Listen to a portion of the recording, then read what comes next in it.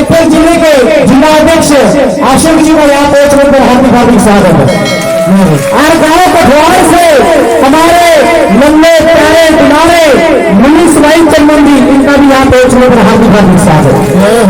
इनके साथ में हर समय हरियाणा पुलिस सड़क रहती है, इस डिपार्टमेंट का मैं स्वागत करता हूँ। सभी तो नहीं है आराम से तो मैं कहूँगा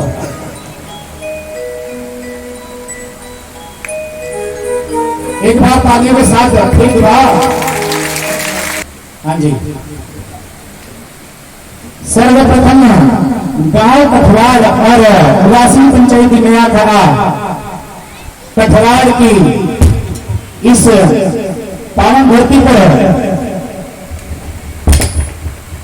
अपने क्षेत्र के कुरुक्षेत्र क्षेत्र के मंत्री, सांसद और बुलारे और हर समय जब भी मैं फोन करता हूँ एक ऐसे मंत्री है एक ही बार में फोन उठा गए, नहीं तो उम्र वाला भी फंदा बोलो जय श्री राधे।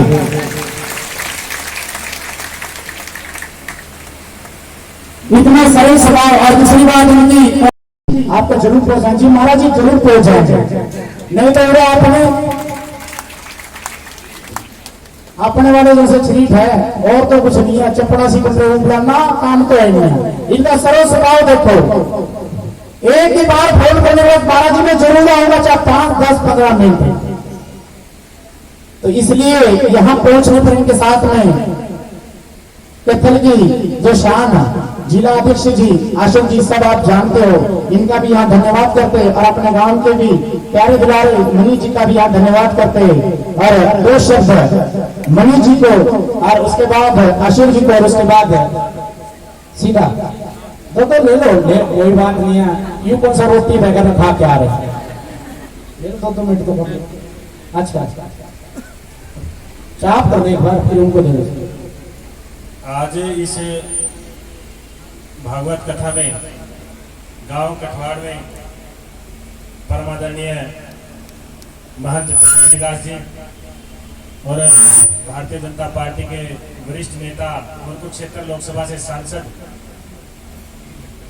आदरणीय नायब सिंह सैनी जी, भारतीय जनता पार्टी के जिला अध्यक्ष मेरे भाई अशोक गुज्जर जी, मेरे इस गांव के सरपंच मेजर जी, मेरे गांव के सभी सम्मानित बुजुर्गों, युवा साथियों और मातृशक्ति, सबसे पहले मैं माननीय सांसद जी का और माननीय जिलाध्यक्ष जी का मेरे गांव में पहुंचने पर हार्दिक स्वागत करता हूं।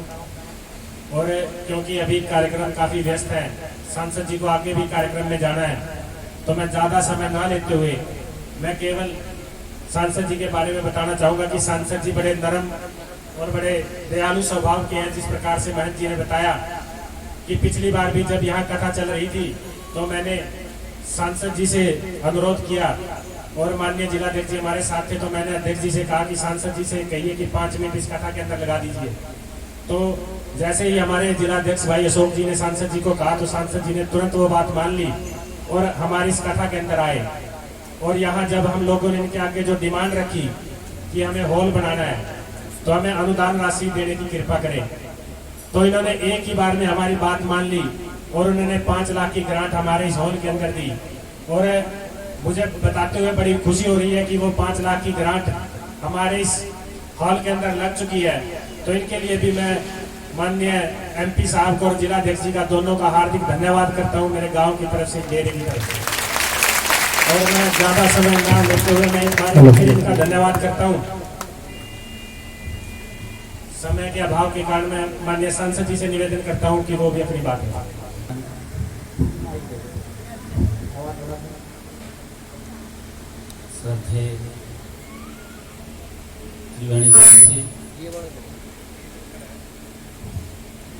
और हमारे जिला के लोकप्रिय कप्तान अशोक गुज्जर जी, मनीष कठवाड़ जी, उपस्थित पार्टी के सभी पदाधिकारी, 16 तारीख से लेकर के 23 तारीख तक जो भागवत कथा का आयोजन किया गया, पिछले वर्ष भी मुझे आने का इसमें गौरव प्राप्त हुआ था। और पिछले समय कुछ समय क्रूशियल था, उससे पिछले साल तो हम इकट्ठे ऐसे बैठ ही नहीं सकते थे, बड़ी दिक्कत थी, कोरोना का बड़ा संकट था, पूरे विश्व को छाया हुआ था। और जब बाबा के दरबार में आए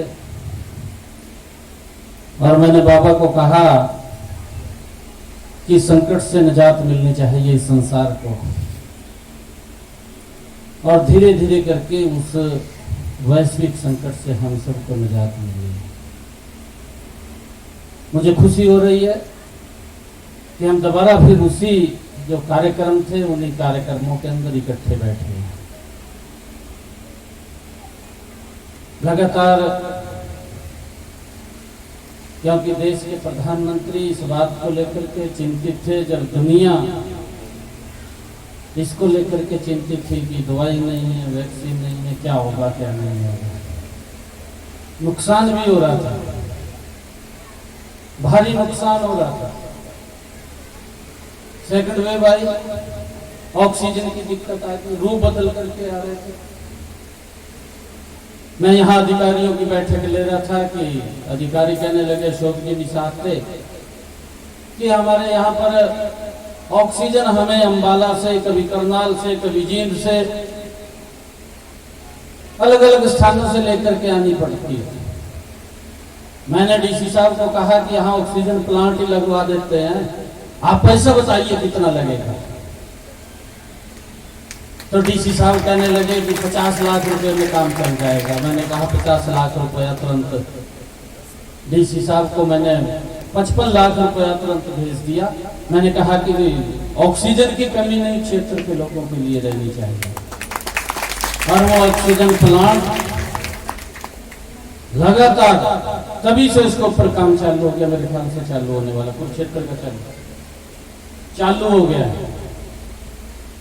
अब कैथल के अंदर भी ऑक्सीजन के ऊपर कहीं दूसरी जगह निर्भर नहीं रहना पड़ेगा। कैथल में ही ऑक्सीजन की इतनी पर्याप्त वहां सुविधा हो गई कि हमें कहीं बाहर देखने की जरूरत नहीं है, लाइन में लगने की जरूरत नहीं है, यहीं पर ही सुविधा है।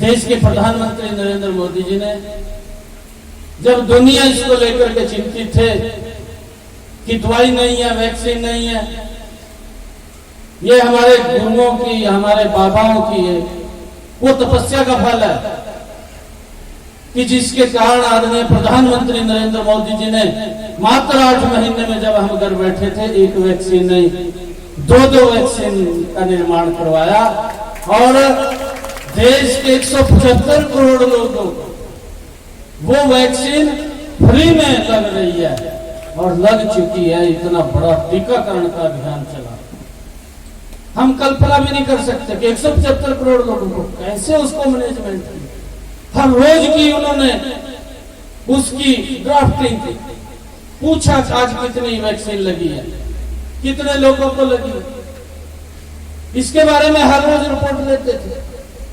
एक बात उन्होंने कही,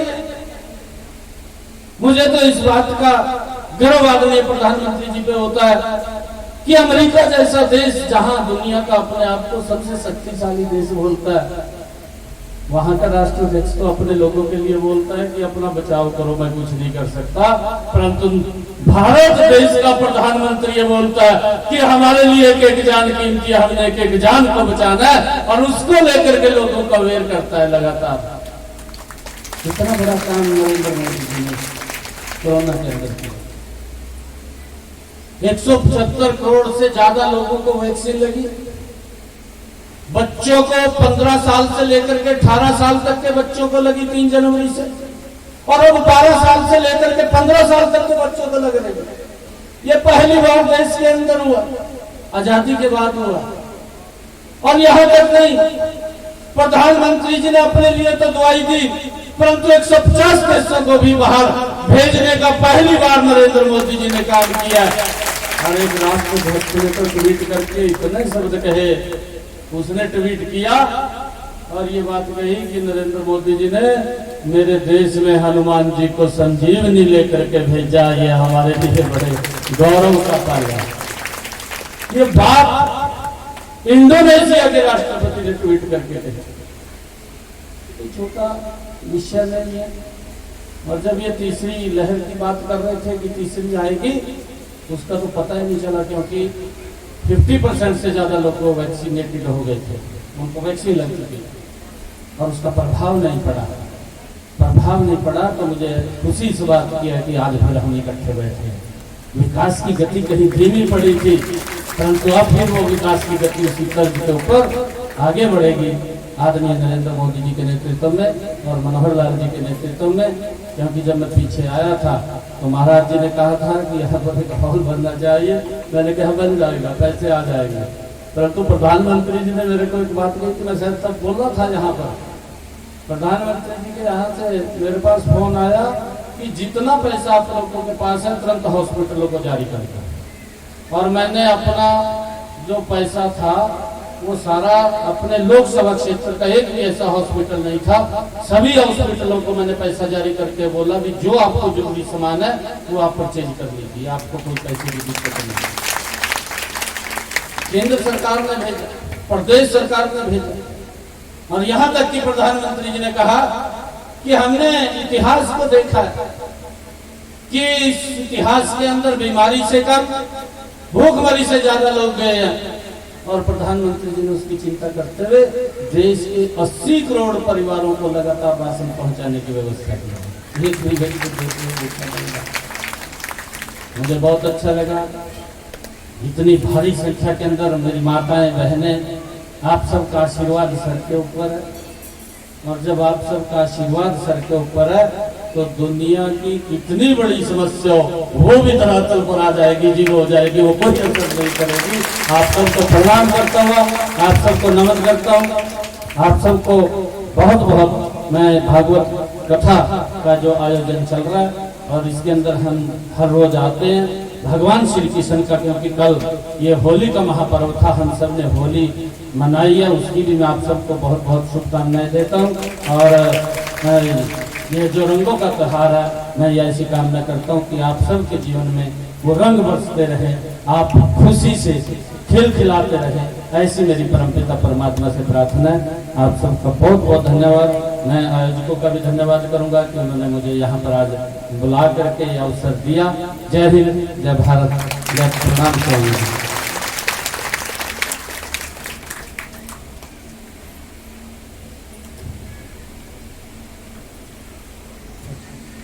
बुजुर्ग की ओर से और इस आश्रम की ओर से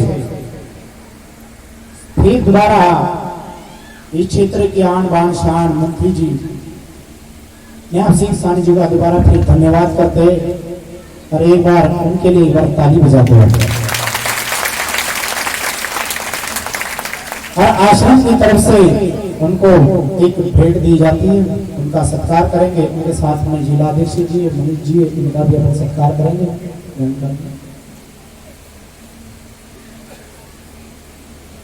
हाँ जी, गांव के सरपंच की ओर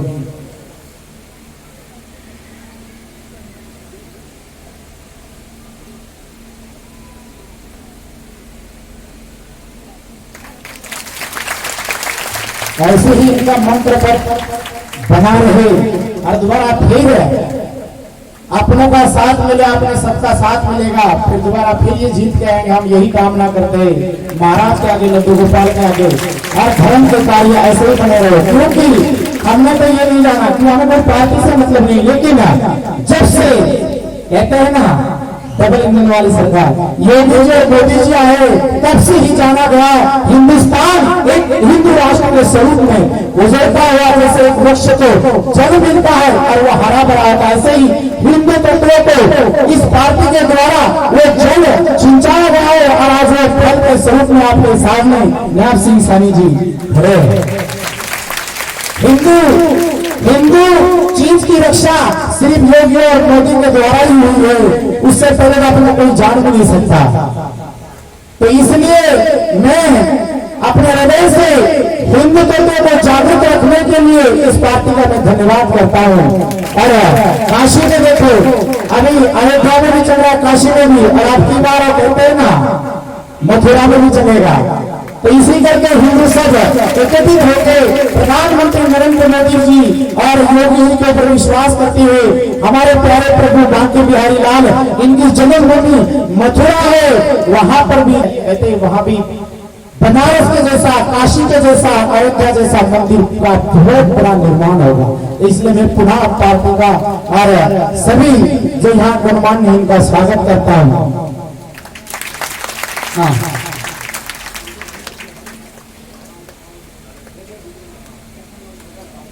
आ जाना, कैसे सभी मिलकर देंगे। हाँ जी, जिला अध्यक्ष गांव वाले सभी मिलकर स्वागत करेंगे गाड़ी के साथ।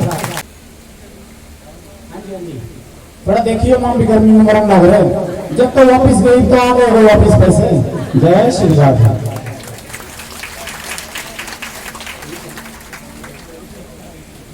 अरे नहीं,